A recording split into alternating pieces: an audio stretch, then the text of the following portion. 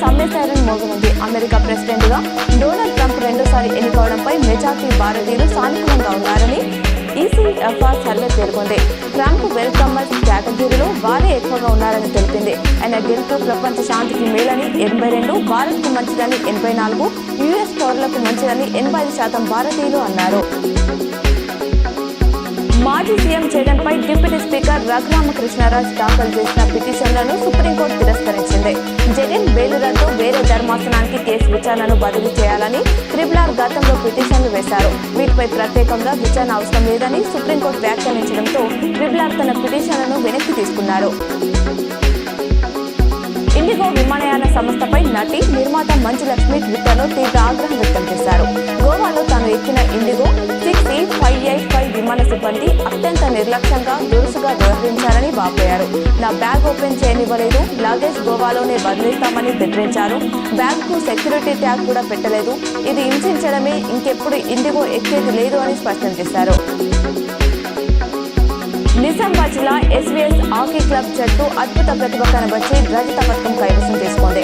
హైదరాబాద్ లో 2వ Mohammed senior cup one day tournament లో భాగంగా ఫైనల్ మ్యాచ్ లో BHL జట్టుతో తలపడింది. ఓరాఓరిగా సాగిన ఈ తుది స్కోర్ లో ఇరు జట్లు మ్యాచ్ చివరి సమయం వరకు పోరాడి డ్రాగా ముగించుకున్నారు. దొరికిందే తడుగా అందిన కారికి దోచుకునేందుకు ఎయిర్లైన్స్ సిద్ధమయ్యాయి. మహాకుంభమేళాలో త్రివేణి సంగమం వద్ద పవిత్ర స్నానాలు ఆచరించాలనుకున్న భక్తులకు షాకిస్తున్నాయి. టికెట్ రేట్లను విపరీతంగా పెంచేశాయి. ముంబై, ఢిల్లీ నుంచి ప్రయాగ్రాజ్ కు 16K టికెట్ ఉండగా ఇప్పుడు 50K, 60K వరకు ఛార్జ్ చేస్తున్నాయి. సంచలనం రేపిన కిడ్నీ ర్యాకెట్ వ్యవహారంలో ప్రధాన సూత్రధారి డాక్టర్ పవన్ అలియాస్ లియోన్ను రాచకొండ పోలీసులు అరెస్ట్ చేశారు. చెన్నైకి పారిపోయిన అతడితో పాటు మరో వైద్యుడిని అదుపులోకి తీసుకున్నారు. సరూర్ నగర్లోని అలకనంద ఆసుపత్రిలో అక్రమంగా కిడ్నీ మార్పిడి ఆపరేషన్లు చేసి ఒక్కో సర్జరీకి రూపాయలు 50 నుంచి 60 లక్షలు వసూలు చేసినట్లు గుర్తించారు.